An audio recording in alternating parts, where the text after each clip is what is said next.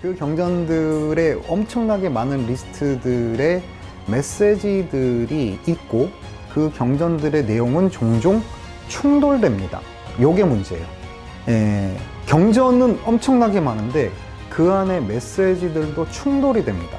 그리고 그러한 메시지의 충돌을 어떻게 붓다의 말씀이라는 하나의 카테고리 안에서 정리를 할 것인가가 바로 교판이라고 할 수가 있겠습니다. 여러 가지 교판의 형식들이 나오게 되죠. 천태종의 사시교판이나 법장의 이야기, 화엄종의 5교 10종 같은 다양한 교판설이 성립이 되는데,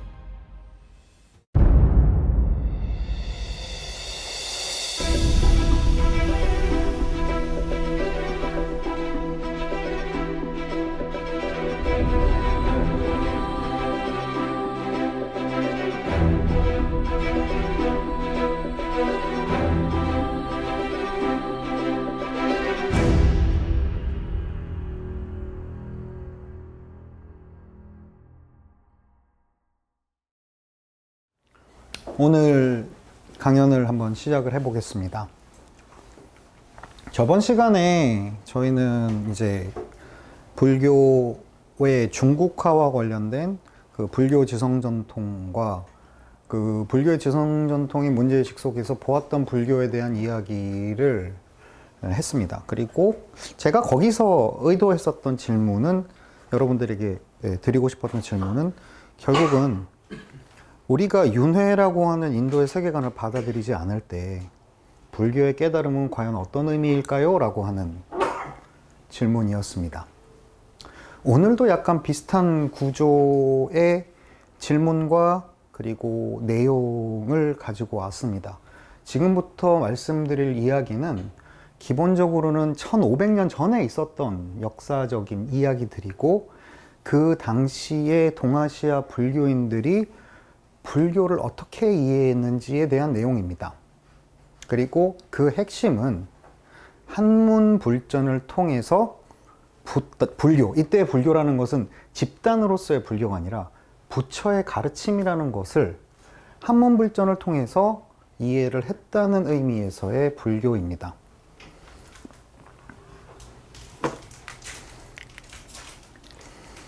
이걸 이제 보통 교상판석이라고 합니다. 교상판석. 그러니까 어떤 가르침의 특징들을 판별하고 해석한다라고 하는 의미로서 교상판석이라고 하고, 보통 한국이나 일본에서는 교판이라고 부르고, 저기 어딥니까? 중국에서는 거꾸로 판교라고 부르는 바로 그 지점입니다.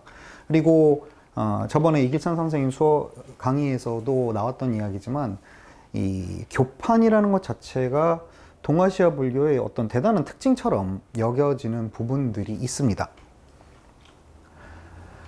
어떤 의미에서는 그렇기 때문에 이 교판이라는 것은 동아시아 불교가 갖고 있는 되게 특징적인 해석학이라고 할 수가 있습니다. 그 안에서의 문제의식은 아주 거칠게 보자면은 이 많은 경전들을 어떻게 이해할 것인가 라는 문제입니다. 이 많은 경전들, 저희가 이제 시베타라 그래가지고 저희가 인터넷에서 PC로 활용할 수 있는 불전 리스트가 있거든요. 그런 불전 리스트 같은 데 보면 경전이 이제 제 기억에 3392개인가 됩니다. 근데 이 경전들, 그 경전들의 엄청나게 많은 리스트들의 메시지들이 있고 그 경전들의 내용은 종종 충돌됩니다. 요게 문제예요. 경전은 엄청나게 많은데 그 안에 메시지들도 충돌이 됩니다. 그리고 그러한 메시지의 충돌을 어떻게 붓다의 말씀이라는 하나의 카테고리 안에서 정리를 할 것인가가 바로 교판이라고 할 수가 있겠습니다. 그렇기 때문에 여기에서 또 여러 가지 교판의 형식들이 나오게 되죠. 천태종의 사시교판이나 법장의 이야기, 화엄종의 5교 10종 같은 다양한 교판설이 성립이 되는데, 경전의 위계를 설정하는 데서 시작해서 불법 전체에 대한 체계적이고 정합적인 이해를 시도합니다. 더 본질적으로 이야기하자면 무엇이 불교의 핵심 사상인가를 논의할 때 그 핵심 사상이라고 하는 체계 안에 각각 경전의 가르침들을 배열하는 이야기이기도 합니다. 그리고 당연히 이러한 내용들은 인도에서부터 전개된 역사적인 경전의 성립이라든지 메시지의 정립 방식과는 다르죠. 다를 수밖에 없습니다. 그 이야기를 이제 뒤에서 할 거예요. 그리고 이러한 교상판석은 기본적으로 어떤 내용을 갖고 있냐면은 경전의 주인공으로서 부처가 있고 그 부처가 특정한 의도를 가지고 이 경전을 설했을 것이다 라고 하는 전제가 있습니다. 그리고 이 부분이 아마 인도 불교와 동아시아 불교에서 가장 큰 특징 중에 하나라고 생각해요. 뭐냐면은 경중심으로 불교를 보는 겁니다. 경전 중심으로. 되게 인도 불교에서 사상이나 철학의 발전 과정은 논중심입니다. 논중심으로 그 경전에 나온 여러 가지 다르마들을 해석한 아비다르마 체계를 가지고 불교의 사상은 이런 것이다 혹은 저런 것이다 라는 체계화를 시도하는데, 특이하게도 동아시아는 경이라고 하는, 붓다의 말씀을 담고 있는 경이라고 하는 이 텍스트를 중심으로 붓다의 가르침을 정립합니다. 물론 이제 우리가 보기에는 그렇게까지 막 특이해 보이지는 않습니다만, 어떤 의미에서는 이러한 경중심의 불교 해석은 저번 시간에 말씀드렸던 것과 마찬가지로 이건 추측의 영역이긴 합니다만 어떤 의미에서 이건 중국적인 사고방식일 수도 있습니다. 혹시 유교 13경이라고 하시나요? 혹은 6경이라고도 합니다. 혹은 7경, 8경을 말하는 경우도 있습니다.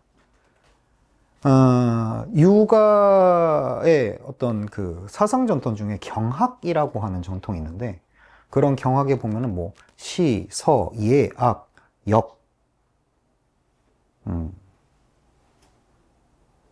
시, 서, 예, 악, 역 하나가 기억이 안 나네요.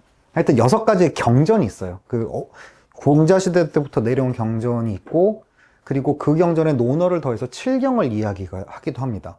그리고 이 동아시아에서 불교가 확산되는 위진남북적 바로 직전인 한나라 시대에 이 여러 가지 경전들을 공자의 말씀 혹은 공자가 편집한 텍스트라는 구도 안에서 그 경전들을 위계지우고 통합적으로 이해하려고 하는 시도가 있었는데, 저는 교판도 그런 또 문제의식과 대단히 비슷한 거 아닌가라는 생각을 할 때가 있습니다. 어쨌든 이것에 대한, 이 교상판석이라고 하는 이 내용에 대한 가장 오래된 이야기부터 시작을 한번 해보겠습니다. 동아시아에서 불교가 본격적으로 연구되기 시작한 것은 통상적으로 구마라집이라고 하는, 구마라집 존자라고 하는 그 당시 위진남북조 시대의 위대한 번역가이자 사상가의 등장과 관련이 있습니다. 이 구마라집을 통해서 보통 이제 학계에서는 기존의 어떤 오해된 불교에서 좀 더 정합적이고 인도 불교의 어떤 메시지들을 오해 없이 접근할 수 있게 되었다라고 평가하는 사람이기도 한데요. 그리고 이 사람이 대단히 많은 경전과 논서들을 번역하고, 이 사람이 또 중요한 게 뭐냐면은 번역만 한 게 아니라 강의를 했어요. 중국 역사상에서 중요한 인도 논사들이 몇 명 있는데, 이런 논사들의 특징이 뭐냐면은 단순히 경전을 번역한 것뿐만이 아니라 강의를 했다는 데 이제 특징이 있습니다. 그러니까 단순히 경전 번역하고 치우는 게 아니라 자기가 알고 있는 불교 지식을 제자들에게 전수하고, 그렇게 전수된 불교 지식을 갖고 있는 제자들이 또 구마라집의 사후에도 막 여기저기로 나가서 활동을 하게 되는 거죠. 그런 구마라집입니다. 그리고 이 구마라집이 번역한 주요 대승경전이 3개가 있는데, 첫 번째는 반야경, 두 번째는 유마경, 세 번째는 법화경입니다. 경전의 이름들은 한 번씩 다 들어보셨을 거예요. 그리고 잘 아시는 것처럼 반야경은 보통 공사상을 설파한다라고 이야기가 됩니다. 공사상을 설파한다고 이야기가 되고, 이러한 공사상을 설파할 때에 성문 혹은 소승의 아라한들은 공사상을 모른다. 오직 보살만이 이 반야를 획득할 수 있다라는 메시지를 전하고 있습니다. 유마경은 조금 다르죠. 유마경도 되게 재밌는 경전이긴 합니다. 유마거사라고 하는 장자, 그 세속의 어떤 부자, 거상이 주인공으로 등장을 해가지고 이 사람이 병에 걸려요. 병에 걸려서 붓다가 자신의 제자들을 유마거사에게 문병을 보냅니다. 문병을 보내는데 이게 그러니까 붓다의 제자들은 말하자면 다 소승들인 거예요. 성문들이죠. 뭐 안한다, 뭐 이런 성문들, 뭐 수보리 뭐 이런 사람들이 가가지고 유마거사의 어떤 대승적인 관점에 막 이야기를 하다가 이제 깨지고 돌아오는 되게 연극과 같은 되게 재밌는 내용이 있습니다. 법화경은 어떻습니까? 법화경은 이런 소위 삼승이라고 하죠. 그 성문, 연각, 보살이라고 하는 그 각각의 근기가 다른 세 개의 부류의 불교 내에서의 중생이 있고 그 중생들이 세 가지 술에 비유돼 가지고 설명이 되는데 사실 이런 구분은 없고 오직 일불승, 하나의 큰 부처의 수레만이 있다는 사상을 설파합니다. 그러면 여기서 뭐가 문제가 돼요? 반야경에서는 아라한은 반야를 깨달을 수 없다 라고 하는데 법화경에서는 아닌데 아라한들, 성문들 또한 모두 다 부처가 될 수 있다 라고 하는 설이 나오죠. 모순이 되는 거죠. 이 모순이 되는 경전랑에서의 메시지를 어떻게 이해할 것인가에 가장 이른 시기의 용례가 바로 요 대승대입장이라고 하는 텍스트에 나옵니다. 대승대입장이 뭐냐면은 이 구마라집 존자와 그 당시에 가장 이제 유력한 중국 승려였던 여산 회원 간에 편지를 주고받은 내용입니다. 편지를 주고받은 내용들이 대승대입장이라는 이름으로 쭉 이렇게 한 권으로 묶여가지고 오늘날까지 전해지는데 여기에 보면은 바로 그 경전의 모순점을 묻고 있습니다. 뭐라 그러냐면은 법화경에서는 성문의 아라한이 성불의 수기를 받습니다. 이게 기본적으로 아라한은 아라한과를 얻을 뿐 안욕다라 삼막삼보를 얻어서 부처가 되지 못해요. 대승불교 입장에서는. 근데 왜냐하면은 성문은 대자대비가 없고 성문은 뭐가 없고 이러면서 실제로 경전에 나왔던 구절들을 인용을 합니다. 그리고 성불을 위한 필요 조건인 방편이나 반야 또한 말하자면 대승의 가르침을 이 아라한들은 따르지 않기 때문에 부처가 되지 못한다. 이런 것들이 이미 반야경에 적혀 있었다. 그러면서 이제 제가 살짝 생각했는데 여기서 뭐라 그러냐면 제가 이제 구마라집 존자께서 번역한 모든 경전의 내용이 부처의 말씀이라고 믿지만 비록 믿음이 있다 해도 깨달음이 이치에 합당해야 되는 거 아니냐 라고 이제 항의를 하는 거죠. 이거 어떤 방식으로 믿어야 되는가 라고 했을 때의 답변이 말하자면은 아마 저희가 찾을 수 있는 교판의 가장 원형이 이거일 겁니다. 구마라집 뭐라 그러냐면은 법성에 깊이 들어간 모든 붓다와 보살들은 법성 안에서 세 가지 분류, 삼승의 차이를 보지 않는다.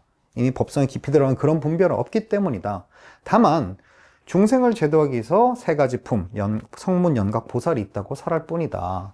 여러 부처님의 도움이 있다면 아라한이 성불하는데 무슨 어려움이 있겠는가 라고 해놓고 마지막에 뭐라 그러냐면은 부처님께서 바라바라미를 설하실 때 아직은 법화경을 설하지 않았다라고 이야기를 합니다.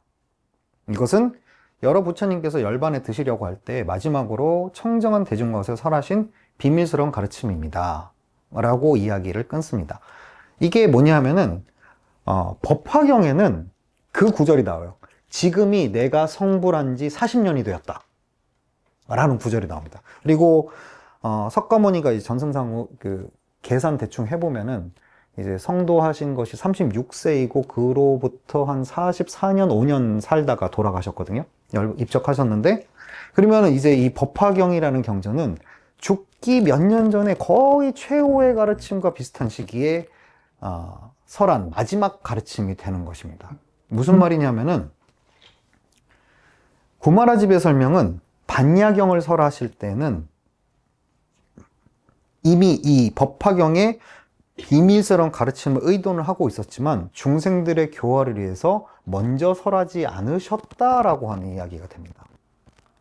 또 이건 무슨 말이냐면은 붓다가 살아서 가르침을 전하던 생애 전체에서 특정 시기에는 반야경을 설했고 또 특정 시기에는 법화경을 설했다는 말도 됩니다.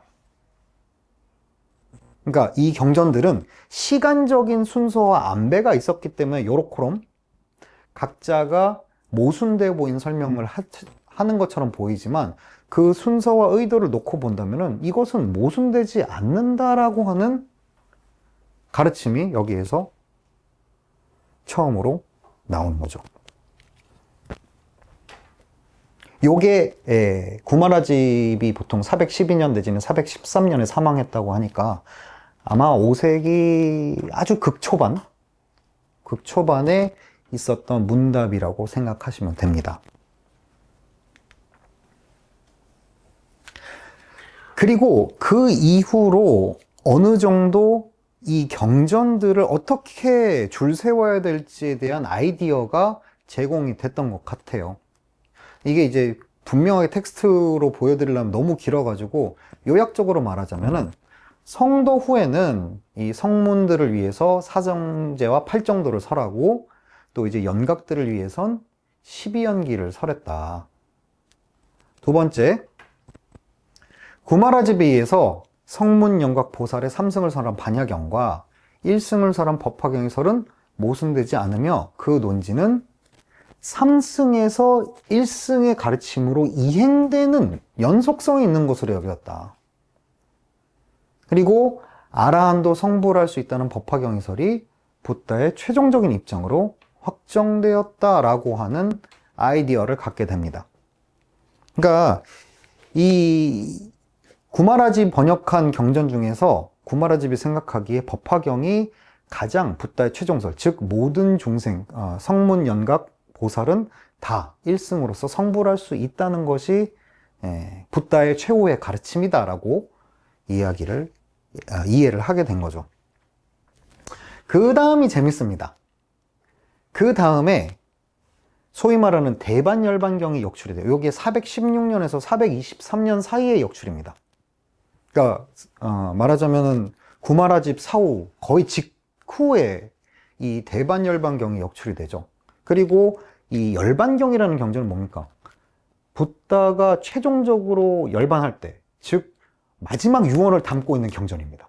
그러니까 법화경보다도 더 가장 마지막 유언을 담고 있는 경전이라는 이야기죠.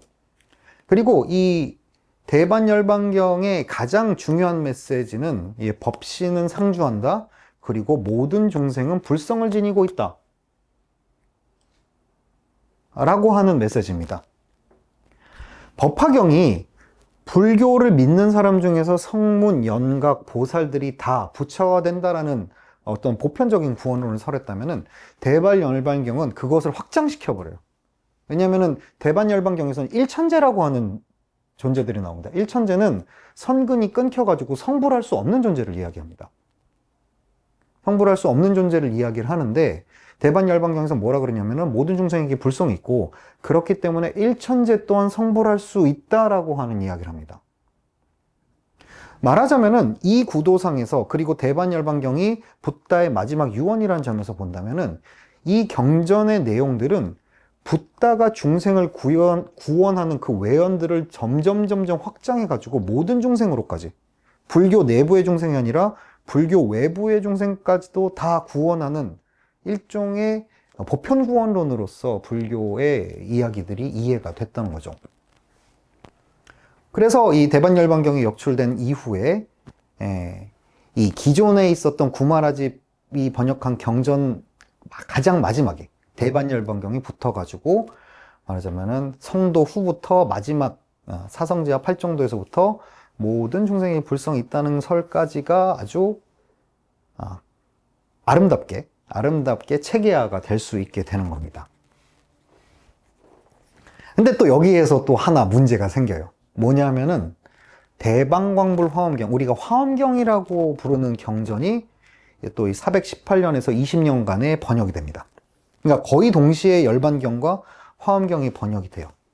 여러분들 화엄경 혹시 읽어보셨습니까? 화엄경 읽어보신 분 계십니까? 아무도 안 읽어보셨죠? 겁나 재미없어요.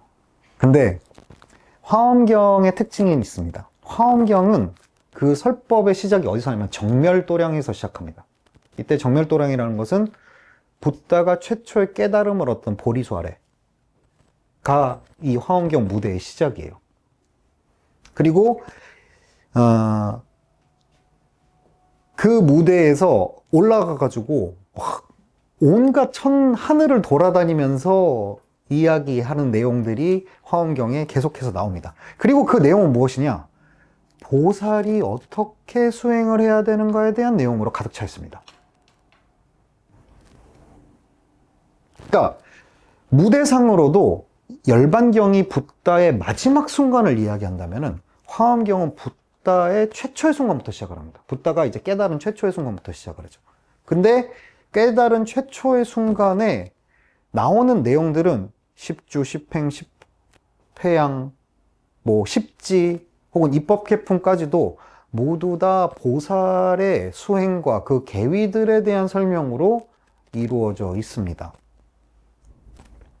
그럼 이 경전은 어디다 놔야 될까요?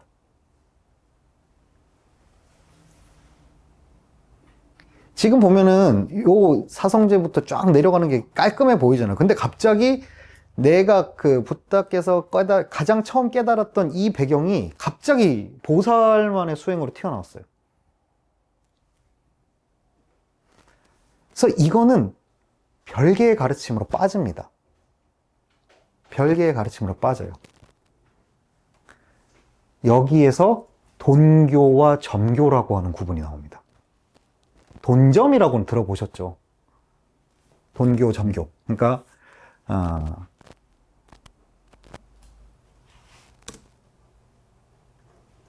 이 구절에서 조금 명확하게 설명을 더 할 수 있을 것 같습니다. 해관이라고 하는 사람이 오시교를 이야기를 했다 그래요. 해관이라는 사람이 오시교를 이야기를 했는데 여기에 내용에 보면은 열반경에 도량사 사문 해관이 서문을 지어가지고 부처님의 가르침 전체를 지금까지 이야기했던 교판을 하는 내용입니다. 교판을 해야 하는 내용인데 뭐라 그러냐? 첫째는 돈교이다. 이 돈교는 곧 화엄경의 불연이 다만 보살을 위해서 이치를 모두 드러낸 것이다. 요게 돈교예요. 그러니까 붓다께서 아직 방편이 세워지지 않았을 때에 갓 성도했을 무렵에 오로지 보살들을 위해서 그 이치를 완전히 드러낸 경전이 화엄경이다 라고 하는 내용입니다. 그렇기 때문에 이때 돈교라는 말은 우리가 도노라는 말을 쓰지 않습니까? 근데 그 도노라는 말을 쓸 때 보통 시간적인 개념으로 생각하잖아요. 단박에 깨닫는다. 순간적으로 깨닫는다. 그런 의미보단 이때 돈교는 전체, 완전한, 가리는 거 없음. 모든 것이라는 의미에서 돈입니다. 그리고 나서 나머지 경전들은 점교로 들어갑니다. 점교라는 것은 점차적인 가르침이죠. 점차적이고 체계가 있고 각각의 위계를 가지고 있는 가르침이라는 이야기입니다. 그래서 둘째 점교는 붓다가 초전법륜을 시작했을 때부터 열반에 이르기까지 붓다의 생애를 기준으로 경전을 나누는 방식입니다. 저는 이거를 시간적 경전관이라 그래요. 그러니까 녹야원에서 시작해서 사라쌍수에서 열반하면서 끝나는데 얕은 데에서 깊은 곳으로 가르침을 나가는 것이니 이것을 일러 점교라고 하고 점교 안에서 5시기를 둔다 라고 이야기를 합니다. 삼승별고가 첫 번째예요. 삼승별교. 성문을 위해서 사제를 설하고 벽지부를 위해서 12연기를 설하며 대승의 근기를 가진 사람을 위해서는 육바라밀을 밝힌다. 이게 이제 첫 번째 가르침이다. 그 다음에 반야. 공을 설해가지고 이 세 가지 근기를 모두 교화함이니 이것은 삼승통교라고 한다. 삼승별교라고 하는 것은 각각의 수레에 맞는 개별적인 가르침이면은 삼승통교라는 것은 모든 수레에 통하는 공통적인 가르침으로서 반야를 둡니다.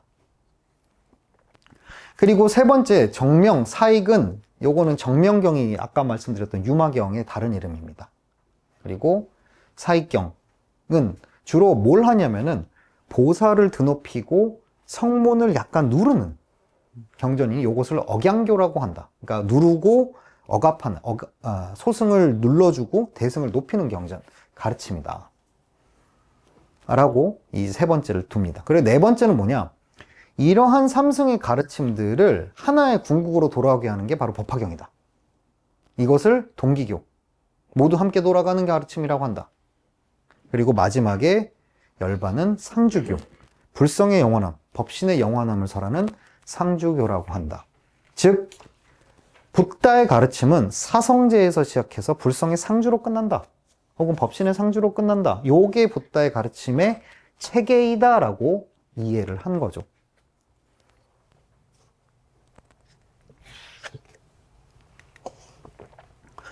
유교라는 사람도 비슷한 이야기를 했습니다. 이 사람은 조금 더 자세하게 나와서 7개의 단계로 나눠요.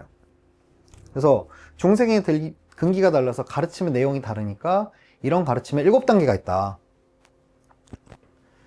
그래서 파리라고 하는 이제 경전의 등장인물, 요거 자체는 위경이긴 합니다. 어쨌든 5개를 설하고 이른바 인천에 태어나는 성근을 심는 것, 인천교라고 합니다. 그러니까 착한 일을 하면은 천상에 태어날 것이다 라는 가르침을 시작으로 첫 번째 단계를 삼습니다. 두 번째는 아야교전녀 등을 위해서 사제를 설한 게 두 번째. 세 번째로는 중근기, 이건 연각이죠. 12연기를 연설해서 요게 세 번째. 네 번째가 이제 보살을 위해서 육바람을 세는 게 네 번째. 그리고 이제 여기에서는 이제 무량의경이라는 경전이 또 나옵니다. 모든 가르침을 융합해서 의심하는 무리들을 인도해야 하기 때문에 무량의를 설하고, 이게 다섯 번째. 그 다음은 똑같아요. 법화경으로 1승을 드러내고 3승을 제거함을 주장한다. 그리고 마지막은 불성의 상주라는 바른 뜻을 가려져 있었기 때문에 사라쌍수에서 임종하실 때 이르러서 불성의 상락 아정이라고 하는 묘음을 펼쳤으니 이것이 7번째이다. 구분은 다르다고 하지만 같은 이야기죠. 가장 근기가 낮은 일반인에게 착한 일을 하면 하늘에 태어날 거야 부터 시작해서 사성제, 12연기, 육바라밀을 설하고 공을 설하고 일승을 설하고 불성을 설해서 이 가르침 전체를 완전히 하였다 라고 하는 입장입니다. 요게 그 위진남북조 중에서 남조에서 대단히 많이 유행했던 식의 경전관입니다. 그 어떤 의미에서는 가르침의 체계를 이런 방식으로 세웠어요. 그리고 이러한 가르침의 체계에서 핵심이 뭐냐면은 이 경전들은 모두 다 붓다가 말한 것이기 때문에 붓다의 특정 시기에 이 경전이 설해졌을 것이다라는 걸 전제로 합니다.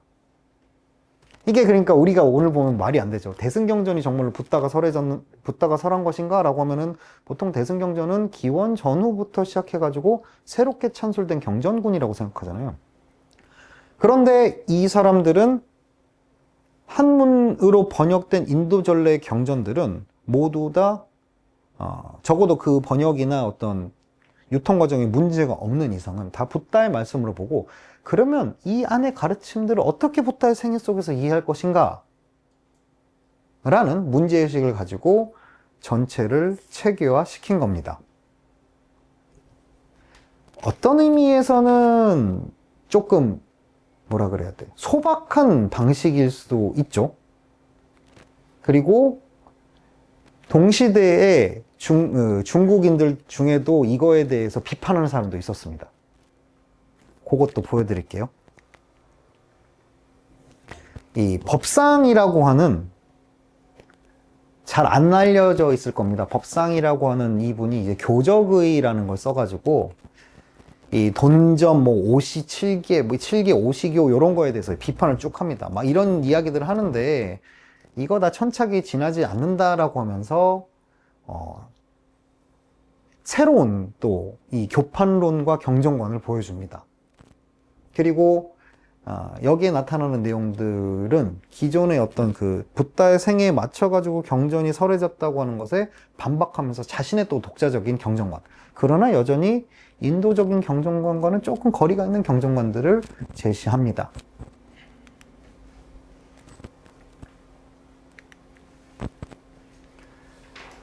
자, 뭐라 그러냐면은 사람들은 제2신 12년 사이에 삼승별구교를 설하셨다고 말한다.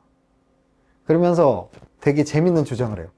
만약 그렇다면은 12년을 지난 뒤에 요 삼승별교의 가르침의 근기를 갖고 있는 중생이 태어난다면 얘는 어떡할 거야? 혹은 연각을 위한 가르침인 12연기 혹은 육바라밀을 들어야 할 이가 12년 후에 갑자기 등장했다면은 그럼 얘네들은 교화하지 않을 거야? 이렇게 나오는 거죠. 지금 만약에 붓다가 각각의 시대에 그때만 가르침을 펼쳤다면은, 아니 그러면 붓다가 임종할 당시에 오직 성문의 가르침으로만 인도해야 되는 중생이 나왔다면 얘네들은 그러면은 굳이 안 할 거야? 그런 방식은 있을 수가 없다는 거죠. 또 뭐라 그럽니까? 장암경에 유행경이 있습니다. 유행경이 뭐냐면은 아함경의 열반경이에요. 아함경 열반경입니다. 대반 열반경도 열반경이지만 실제로 한문으로 번역된 열반경이 8종인가 있습니다. 그리고 그 중에 당연히 소위 말하는 초기 불교 버전의 아주 소박한 열반경들도 있겠죠. 그러니까 거기에서는 불성 이런 건 설하지 않는 열반경도 있는 거예요. 그래서 뭐라 그러냐면 장아함경 유행경에는 열반에 드실 때를 설하고 있다. 이것도 열반경인데 이거는 근데 소승경이잖아요. 장아함경은 소승경인데 여기에서도 열반을 설하고 있는데 어떻게 소승을 위한 가르침이 오직 삼승별고라고 하는 이 초기에 다 설해졌다고 이야기를 할 수가 있겠는가? 이 관점에 이러한 비판의 관점에서 보자면은 경전이라는 것은 가르침의 단계가 붓다의 생애에서 이때는 요걸 설했고 요걸 설했고가 아니라 끊임없이 소승을 위한 혹은 대승을 위한 각자의 근기에 맞는 가르침을 설하고 있다라고 하는 내용을 강조를 하고 있습니다. 그리고 이 과정에서 되게 재밌는 게 나와요. 그러면 이 경전의 다양한 가르침들은 왜 생겼는가? 부처의 가르침은 돈이 안 의미 없으나 돈점에 대한 견해를 완전히 폐기할 수도 없다. 왜냐하면은 돈과 점이라고 하는 어떤 가르침의 구분들은 그것의 행해지는 대상이 어떻게